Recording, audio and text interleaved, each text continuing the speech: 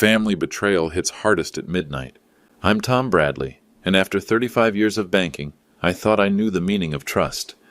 Then I heard my own daughter-in-law planning to destroy my career while I stood in my kitchen, invisible in my own home. The early retirement package is perfect, Caroline whispered into her phone. Stress-related leave, then consulting role. He'll never see it coming.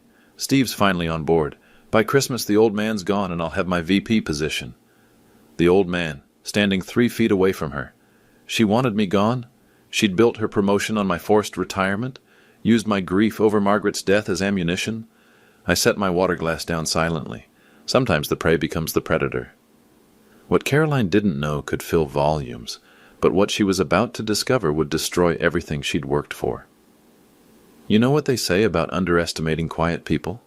You're about to find out why that's a fatal mistake. Hit that subscribe button. This story gets wild, and I want you along for every shocking twist. Here's how one overheard conversation triggered a professional earthquake that left careers in ruins. The signs had been there for months, but grief makes you miss things. Since Margaret passed 3 years ago, work became my anchor. Maybe that made me an easier target. Caroline joined Piedmont Regional Bank as Director of Human Resources 2 years back. MBA from Duke, sharp suits, always talking about modernizing our approach. At family dinners, she'd make comments. "Dad, you work too hard.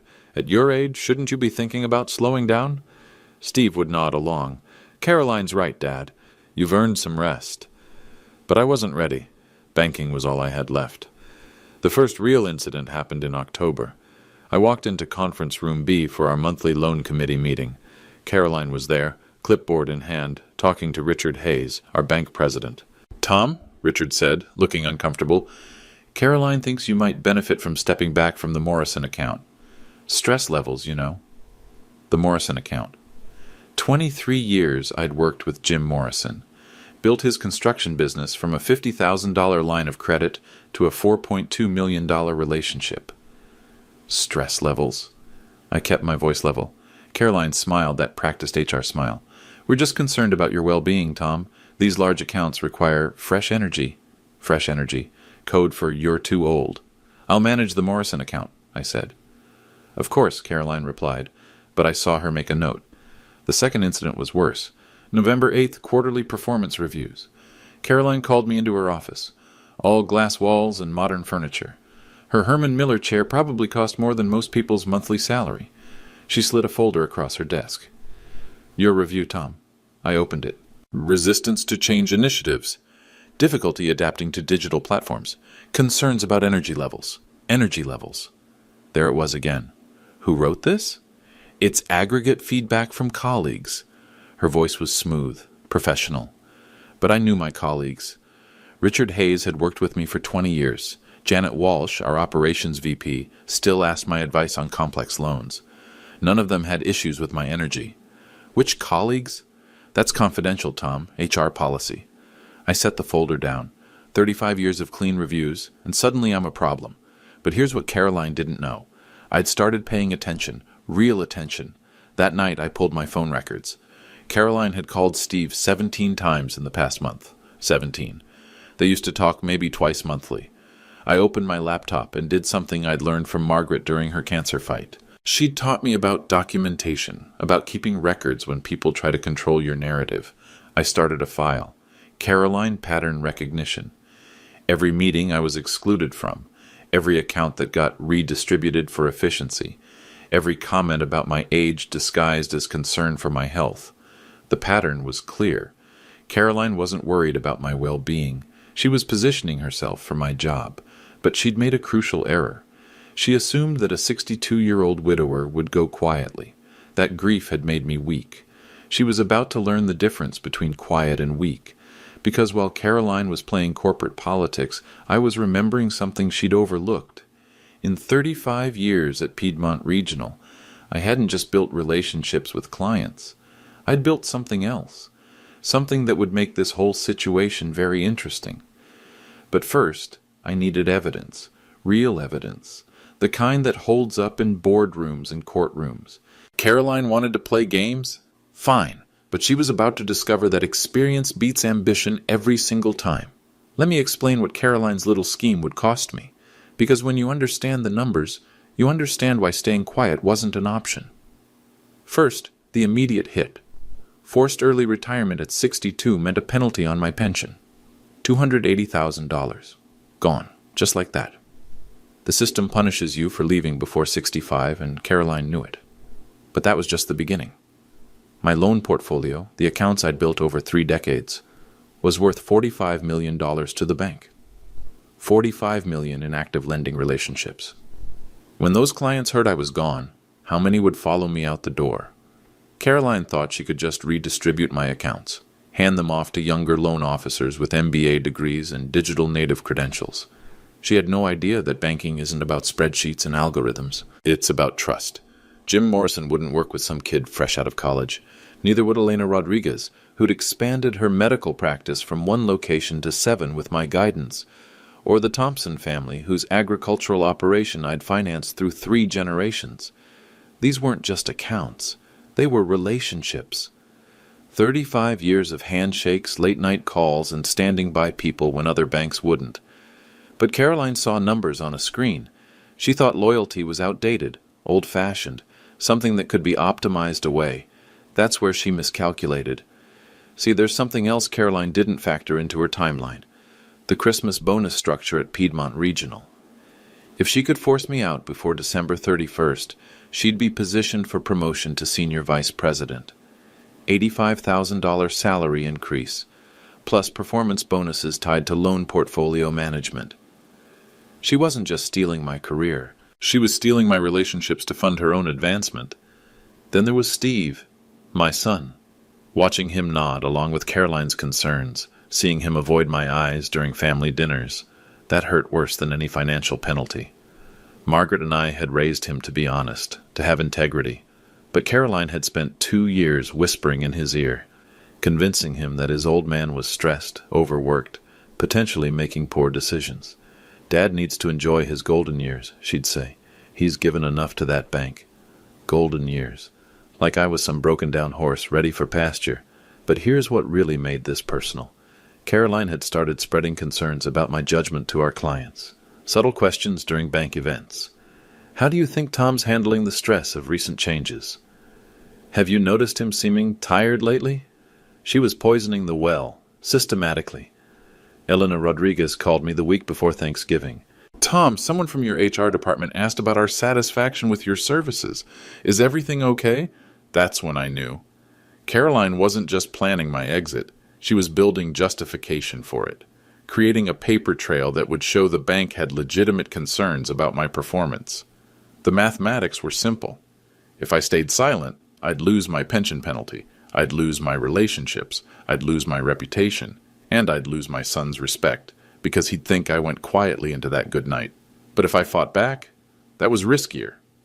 Caroline held the HR authority.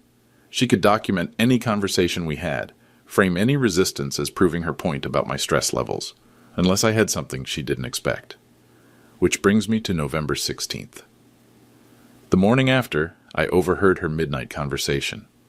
I made 3 phone calls that morning, 3 calls that would change everything. The first was to Margaret Chen, our chief legal counsel. Maggie, I need to understand something about employment law, hypothetically. The second was to my old friend Larry Peterson at First National. Larry, who'd been trying to recruit me for 15 years. Larry, that offer you mentioned? Tell me more.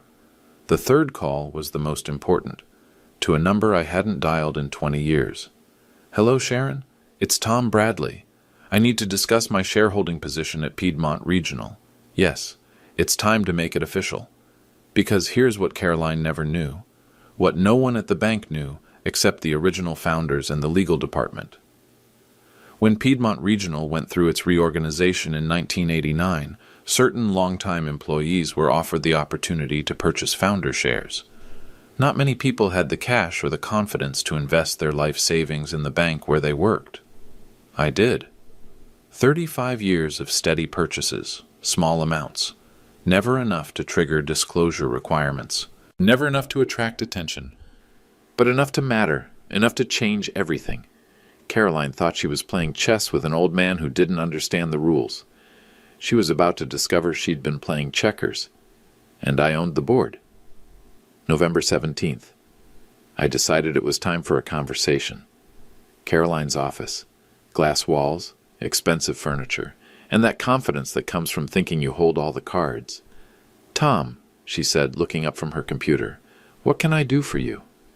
I sat down across from her desk, opened my notebook, the one I'd been keeping since October. "I want to discuss my performance review. Of course, I understand you might have concerns. October 12th. You removed me from the Morrison account meeting. Reason given. Stress management." She nodded. "We discussed this." October 18th. You redistributed the Henderson loan to Mark Stevens. Reason, fresh perspective. "Tom, I'm not sure where this is going." November 1st. You excluded me from the quarterly planning session, said I needed work-life balance. Caroline leaned back in her chair, that practiced smile. "Tom, these decisions were made in your best interest." November 8th. You documented concerns about my energy levels based on colleague feedback. That's correct. Which colleagues? You know I can't share that information. I turned a page in my notebook. Richard Hayes. I asked him yesterday. He said no one contacted him about my performance. Her smile flickered. Just for a second. Janet Walsh. Same answer. Said she'd be happy to provide a reference any time. Tom, I think you're misunderstanding. Mark Stevens, young man you gave the Henderson account to. He told me something interesting. I let that hang in the air.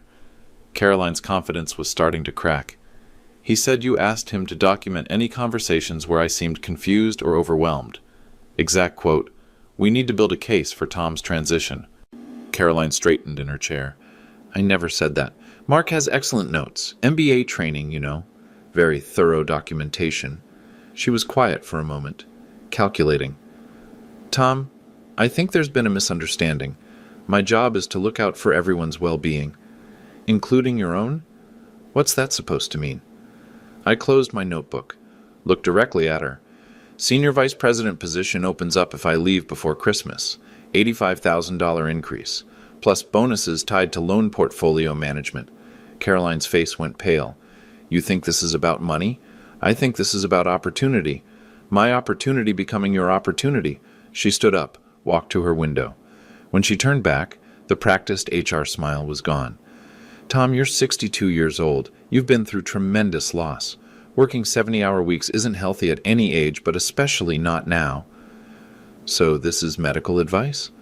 "This is realistic advice. The banking industry is changing. Digital transformation, automated lending platforms, data analytics, the skills that made you successful 30 years ago are outdated, are different from what we need now."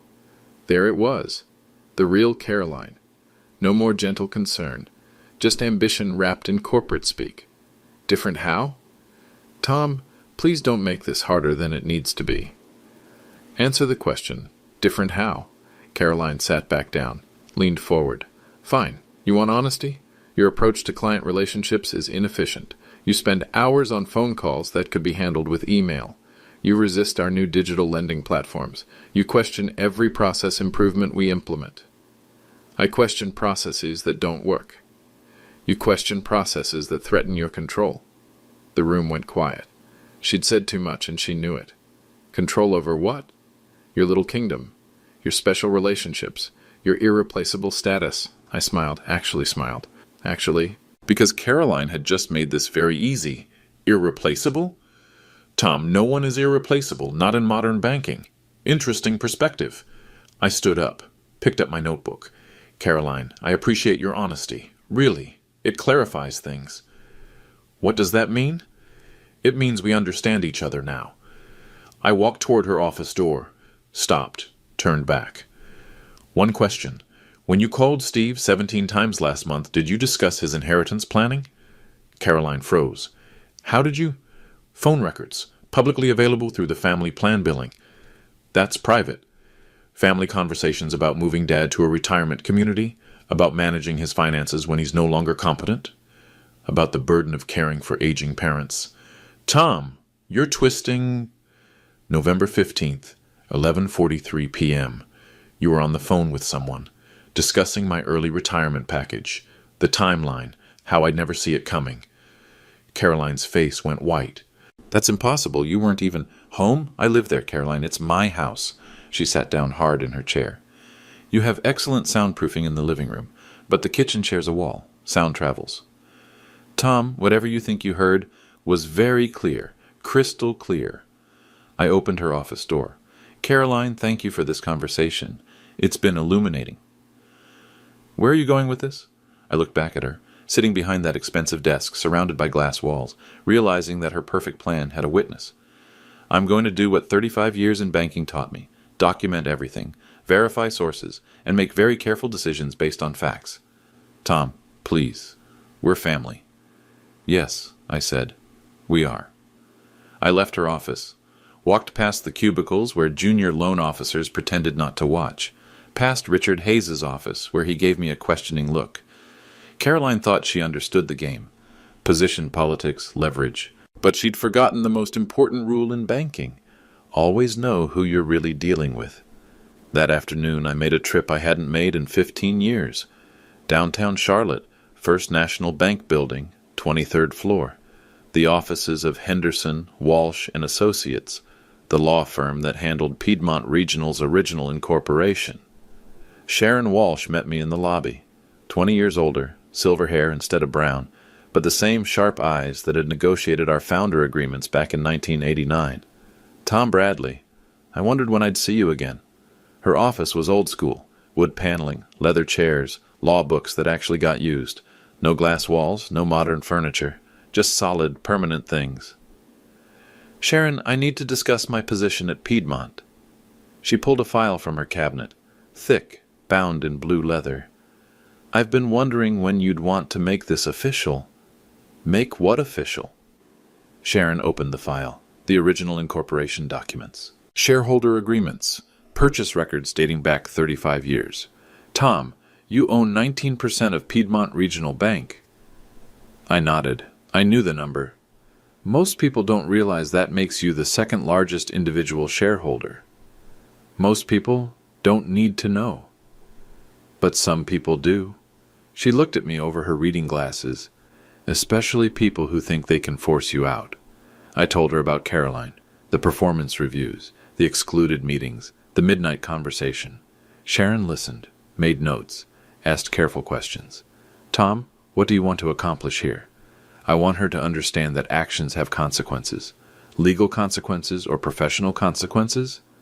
Whatever consequences fit the actions. Sharon pulled out another folder. I've been tracking Piedmont's HR policies since Caroline arrived. Some interesting changes. She handed me a document. New performance evaluation criteria, implemented 6 months ago. Notice anything? I read through it. Age-related language.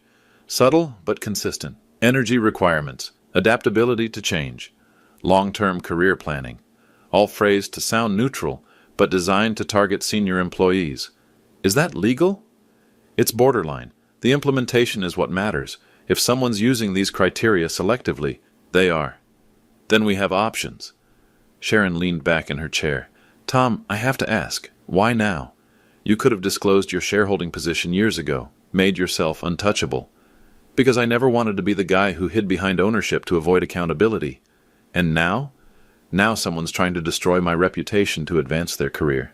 That's different. Sharon nodded. What about your son? That was the hard question, the one I'd been avoiding. Steve doesn't know about the shares? No one in my family knows. Margaret knew, but she's gone. This could complicate his marriage. His marriage is already complicated. He just doesn't see it yet.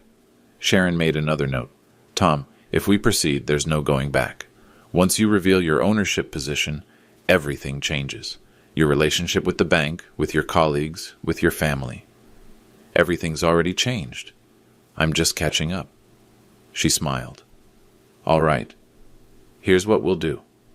For the next hour, Sharon outlined the legal framework, shareholder rights, board notification requirements, documentation standards. The key, she said, is timing. You reveal your position at exactly the right moment, maximum impact. When's that?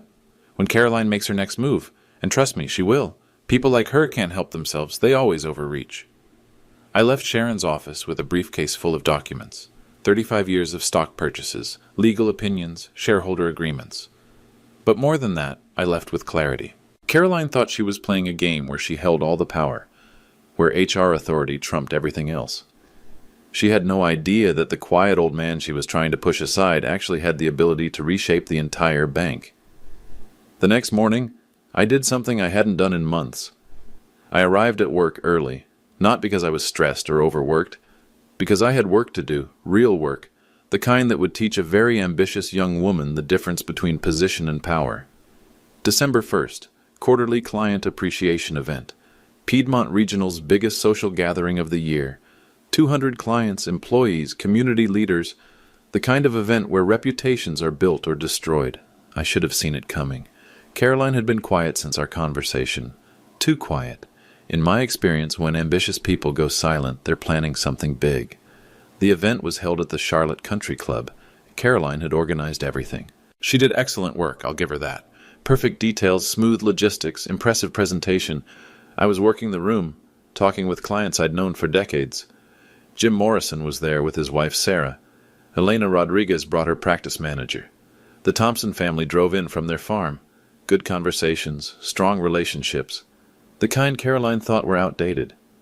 Then Richard Hayes stepped to the microphone. Ladies and gentlemen, thank you for joining us tonight. Before we conclude, I'd like to address something important. The room went quiet. This wasn't on the program. As you know, Piedmont Regional has always been built on relationships, personal connections, trust developed over years of partnership. I felt it coming. Whatever Caroline had planned, this was it. However, as our industry evolves, we must sometimes make difficult decisions about staffing and leadership.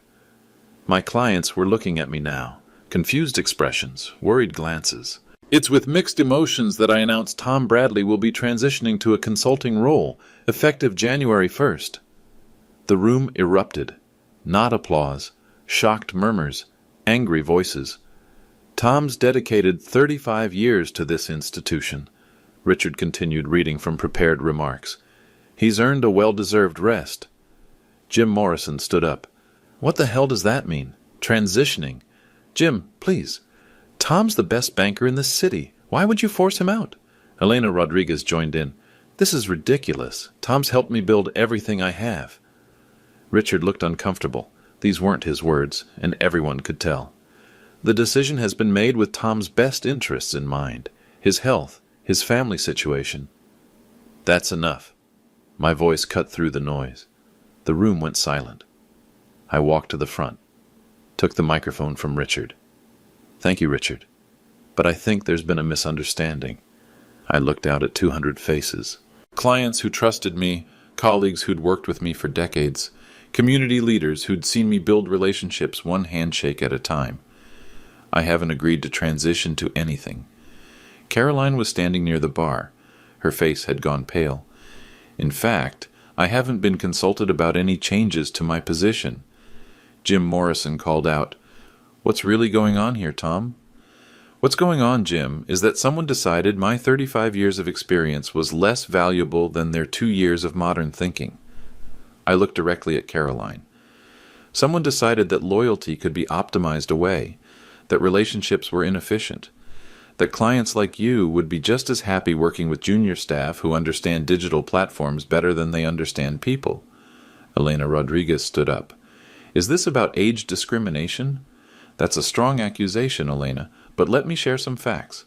I pulled out my notebook, the one I'd been keeping since October. In the past 8 weeks, I've been excluded from 12 client meetings, told it was for my own good, stress management. Murmurs rippled through the crowd. I've had 3 major accounts redistributed, clients I've worked with for over a decade, again, for my own benefit. Jim Morrison's face was red with anger. Who made these decisions? Our Director of Human Resources, Caroline Bradley. All eyes turned to Caroline. She stepped forward, that practiced confidence back in place. Tom, this isn't the appropriate venue. You're right. The appropriate venue was a private conversation, but those don't seem to work. Caroline smiled for the crowd. Tom's been under tremendous stress since his wife's passing. We're simply trying to support him through a difficult transition. Stress, I repeated. Interesting diagnosis from someone with a business degree. Tom, please, tell me, Caroline. When you called my son 17 times last month, was that part of your professional assessment? The smile disappeared. I don't know what you're implying.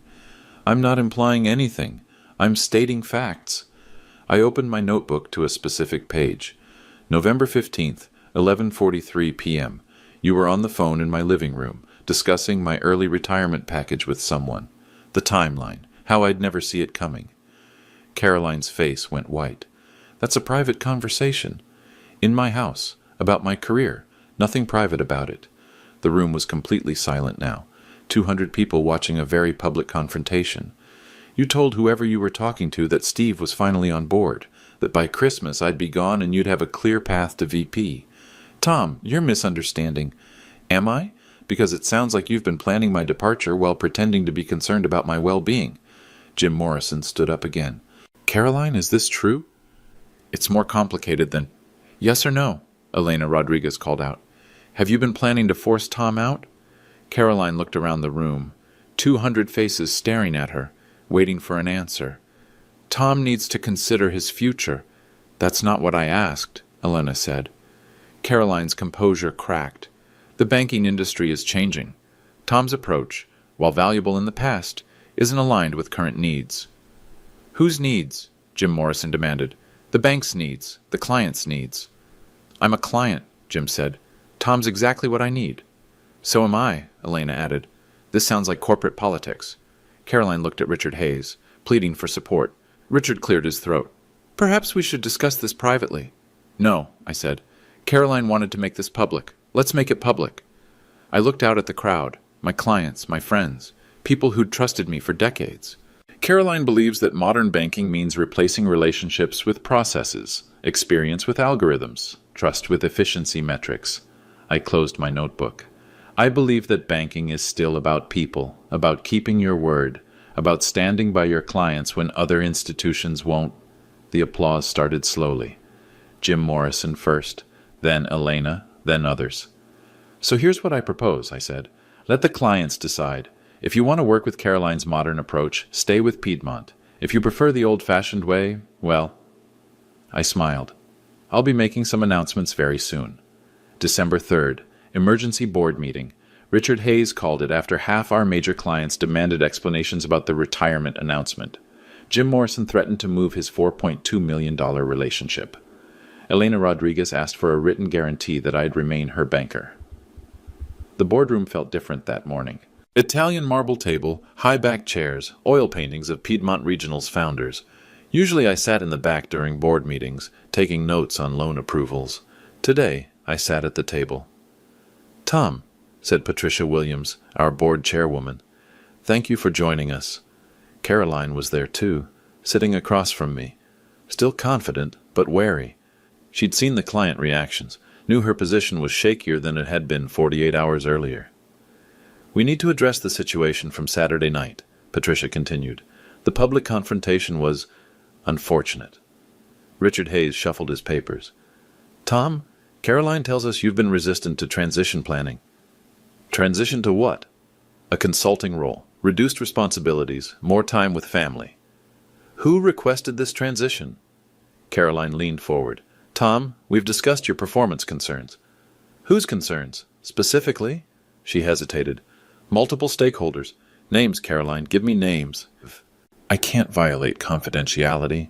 There is no confidentiality. I pulled out my notebook.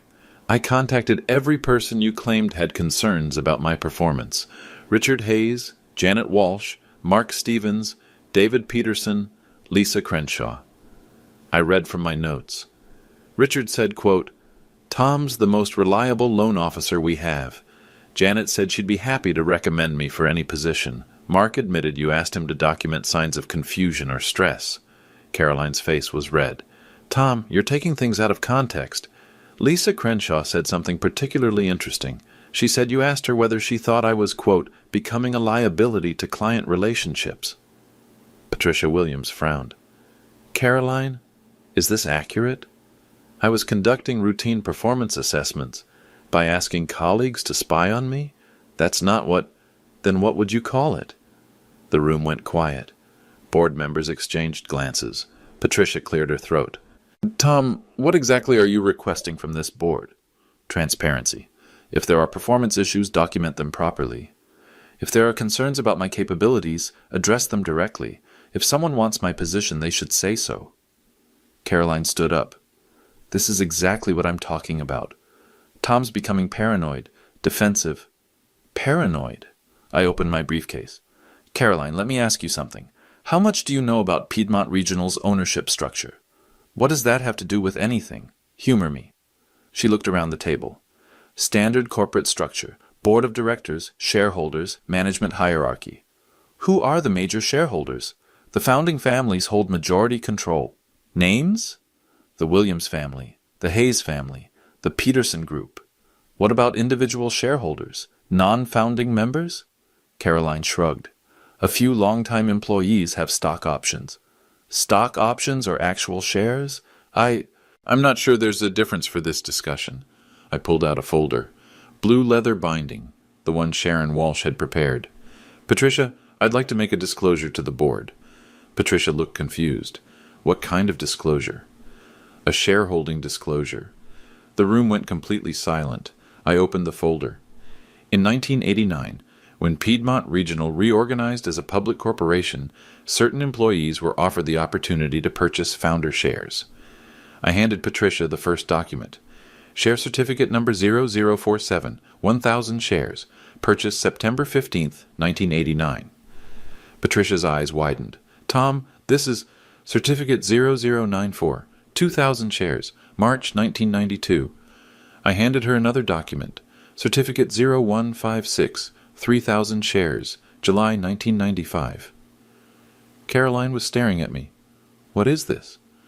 Certificate 0223, 5,000 shares, January 2001. Another document across the table. Certificate 0287, 4,000 shares, September 2008. I kept pulling documents. 35 years of stock purchases. Certificate 0334, 6,000 shares, December 2015. Certificate 0378, 3,000 shares, January 2020. Patricia was adding numbers on her notepad. Her face had gone pale. Tom, this totals 24,000 shares, 19% of outstanding stock. The room exploded. 19%? Richard Hayes stood up. Tom, that makes you the second largest individual shareholder. Yes. Caroline looked like she'd been hit by a truck. That's impossible. You're just a loan officer. I'm a loan officer who believes in the institution where he works. Patricia was studying the documents. These are all legitimate? Verified by Henderson, Walsh, and Associates. Sharon Walsh prepared the disclosure file. Why didn't you report this before? Because I never wanted to use ownership to influence operations, until someone decided to use HR authority to force me out. I looked directly at Caroline. You asked me about Piedmont's ownership structure. Well, now you know. The quiet old man you've been pushing toward retirement? He owns a substantial piece of this company. Caroline's voice was barely a whisper. You've been hiding this for 35 years? I've been building this for 35 years. Every bonus, every raise, every commission check. Instead of buying a bigger house or a fancy car, I bought stock in the company I believed in. Patricia looked around the table. Board members, I think we need to discuss this disclosure and its implications. Before you do, I said, there's something else. I pulled out my phone. Caroline, remember our conversation on November 17th, in your office? Her face went white. You didn't... North Carolina is a one-party consent state for recordings. I played the audio. Caroline's voice, crystal clear. Your little kingdom, your special relationships, your irreplaceable status. No one is irreplaceable. Not in modern banking. Then my voice. Interesting perspective. I stopped the recording. I have 14 similar recordings, all legal, all documenting systematic attempts to undermine my position based on age-related assumptions. Patricia Williams set down her pen. Caroline, I think we need to hear your response to these allegations. Caroline looked around the table, board members staring at her, documents spread across marble, audio evidence of her own words. This is taken out of context. Tom's been resistant to change. Change or control, Patricia asked. The banking industry requires modern leadership. Define modern. Caroline's composure finally shattered. He's 62 years old. He uses paper files. He spends hours on phone calls. He questions every digital initiative. And he's blocking progress. Whose progress? The bank's progress. Or your progress. Silence. Patricia looked at me. Tom, what outcome are you seeking? Respect, transparency, and accountability? I stood up. Caroline wanted to force me into retirement because she thought I was powerless. An old man with outdated methods and no leverage. I gestured to the documents on the table. She was wrong about the leverage. The board meeting ended with Caroline's resignation. Not immediately.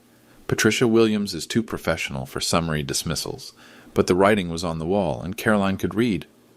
I'll need 2 weeks to transition my responsibilities, she said. 1 week, Patricia replied.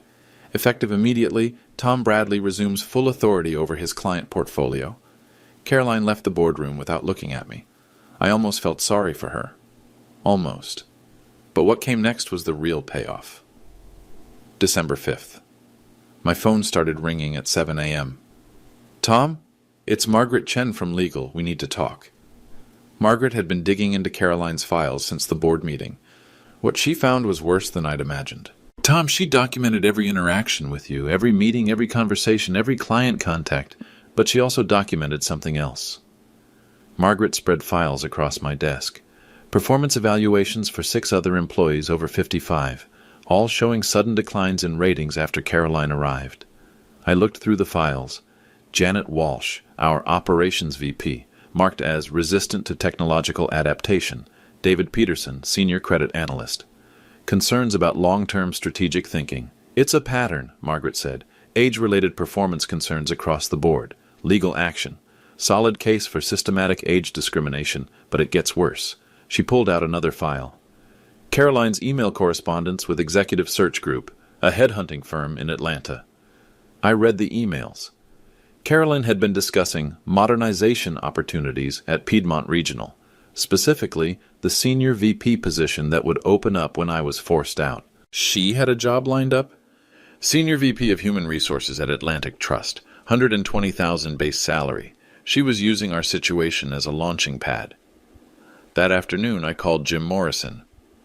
Jim, can you meet me for coffee? There's something I need to discuss.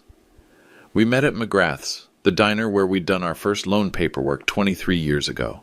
Jim ordered his usual black coffee and apple pie. Tom, what the hell happened at that board meeting? I told him everything. The recordings, the stock ownership, Caroline's systematic plan. Jim listened without interrupting. When I finished, he was quiet for a long moment. So you own 19% of the bank? I do. And this Caroline woman was trying to force you out to advance her own career? She was. Jim shook his head. You know what pisses me off most? She thought we were idiots. How do you mean?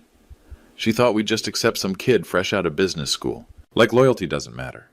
Like 23 years of working together counts for nothing. He leaned forward. Tom, I've got something to tell you. After Saturday night, Elena Rodriguez and I started making calls. What kind of calls? To other business owners. People who bank with Piedmont because of you. Jim pulled out a sheet of paper. We've got commitments from 16 major clients. If Caroline had succeeded in forcing you out, we were all moving our accounts. I looked at the list. $47 million in combined relationships. You organized this? Elena organized it. I just made some calls. Jim smiled. She's tougher than both of us put together. The next morning, I found Richard Hayes in his office. Richard, we need to discuss Caroline's replacement. He looked tired. The past week had aged him. Tom, I owe you an apology. I should have seen what was happening. You trusted your HR director. That's reasonable. Nearly cost us our best loan officer and half our client base. Nearly. But you didn't. Richard leaned back in his chair. The board wants to offer you the senior VP position. Caroline's job, plus loan portfolio management. I appreciate that, but I have a different suggestion. I pulled out a proposal I'd been working on. Promote Janet Walsh to Senior VP. She's earned it. Create a new position. Senior Client Relationship Manager. That's what I want to do. What would that involve? What I've always done. Build relationships, solve problems, help people achieve their financial goals, just with a title that reflects the value. Richard read through my proposal. This actually makes sense.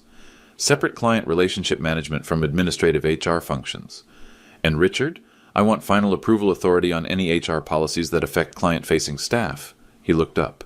You want veto power? I want oversight authority. As a 19% shareholder, I think that's reasonable. Richard smiled for the first time in days. Tom, you've been holding cards we didn't even know existed. The best cards are the ones people don't expect.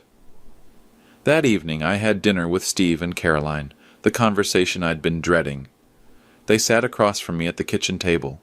Caroline looked smaller somehow, defeated. Dad, Steve said, Caroline told me what happened.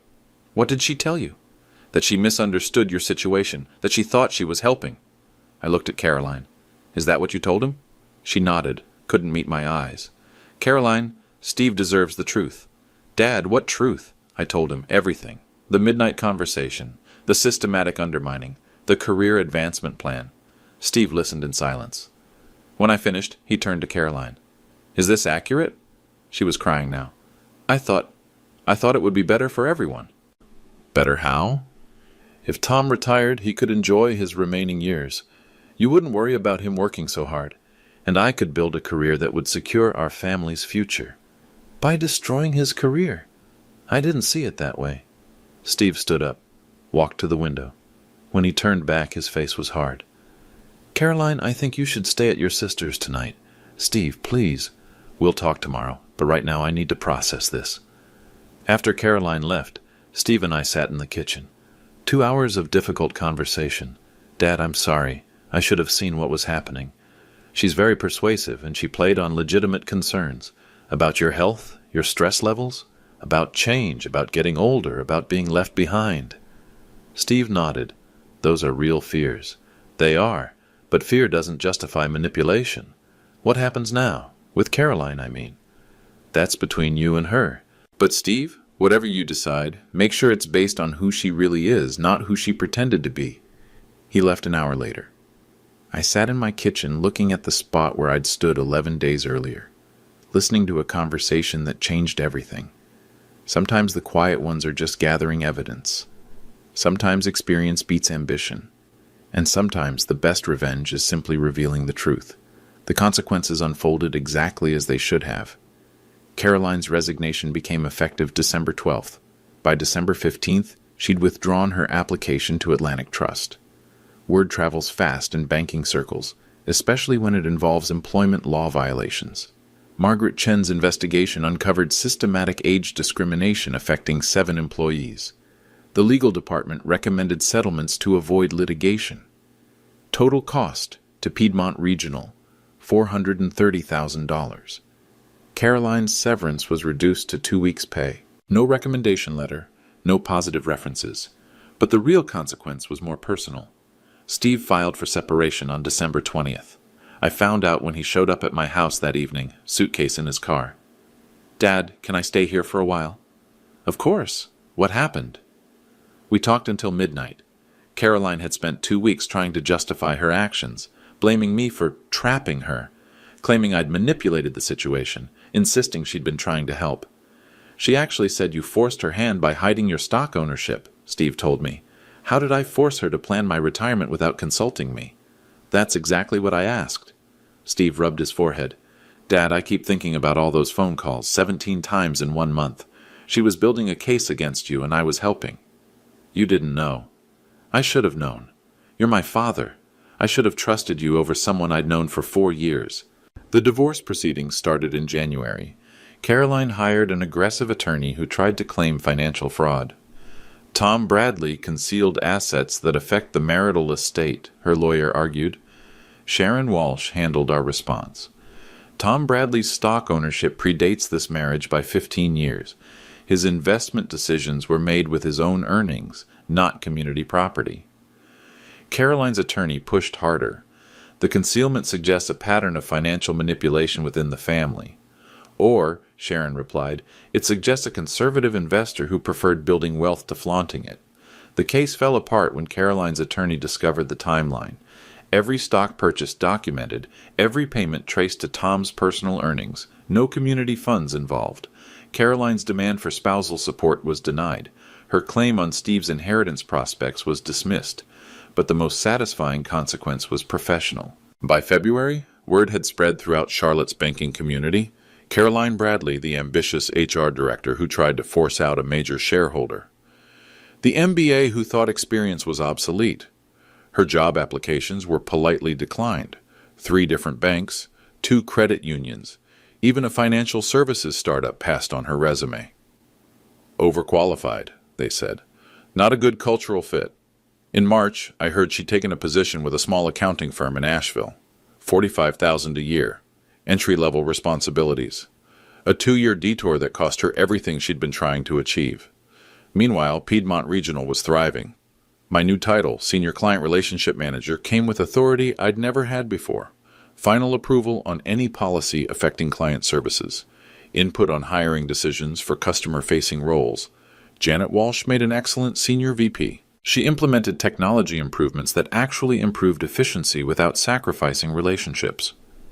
The difference, she told me, is asking clients what they need instead of telling them what's modern. By April, we'd added 12 new major accounts. Word spreads when banks respect their senior employees. Business owners like working with institutions that value experience.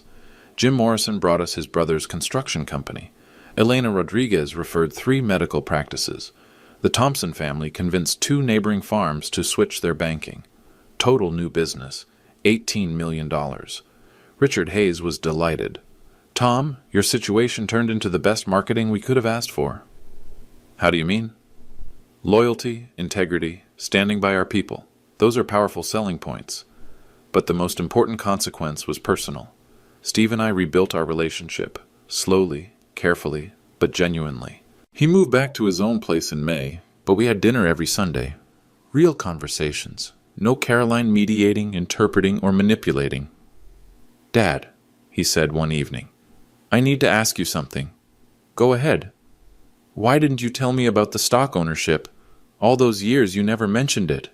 I thought about that. Because I never wanted our relationship to be about money. But it's impressive. What you built.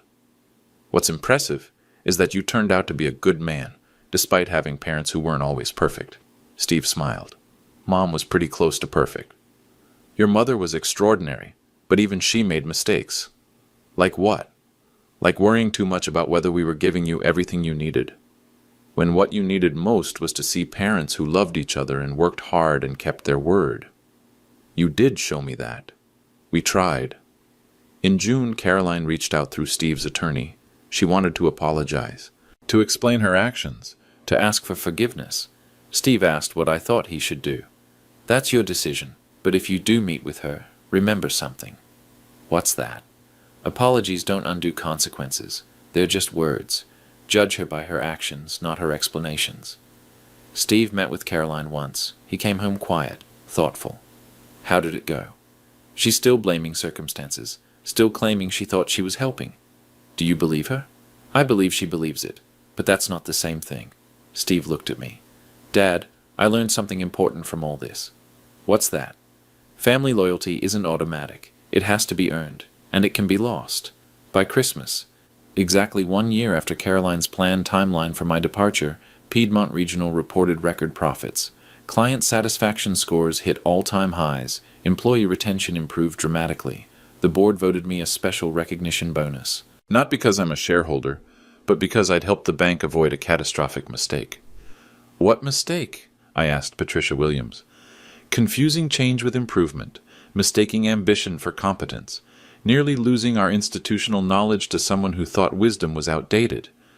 That night, I sat in my kitchen, the same spot where I'd overheard a conversation that changed everything.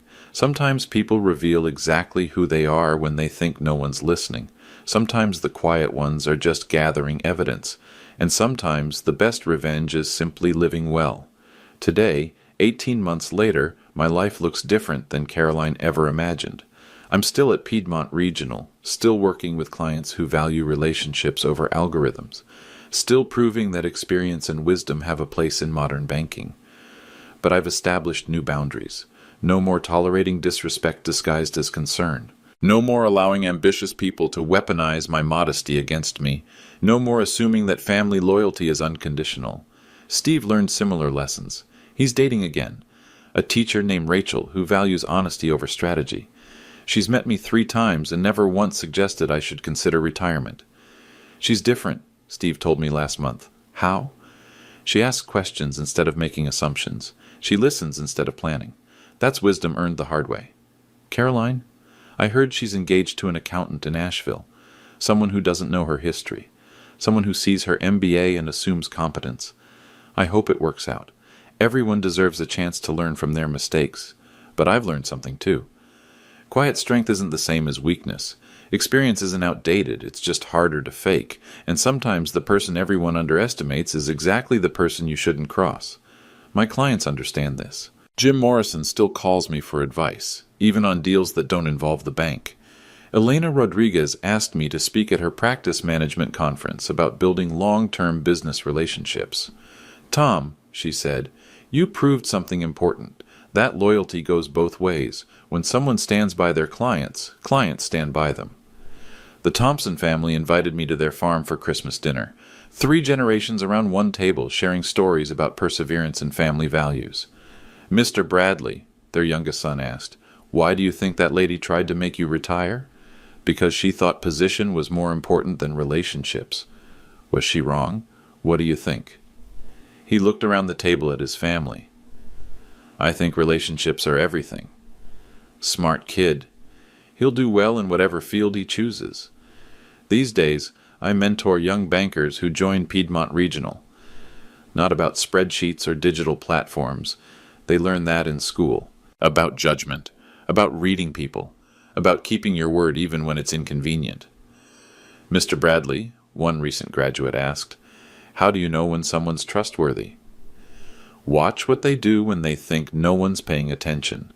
And if they're not trustworthy, document everything, verify sources, and remember that sometimes the best response is patience. That's the lesson Caroline taught me, though she never intended to. Sometimes people reveal their true character when they feel powerful. Sometimes ambition overrides judgment. Sometimes the person who seems to have all the advantages actually holds the weakest hand. Last week, Richard Hayes announced his retirement. The board asked me to consider the president's position. I declined. I like what I do, building relationships, solving problems, helping people achieve their financial goals. But I made a suggestion. Promote Janet Walsh. She's earned it.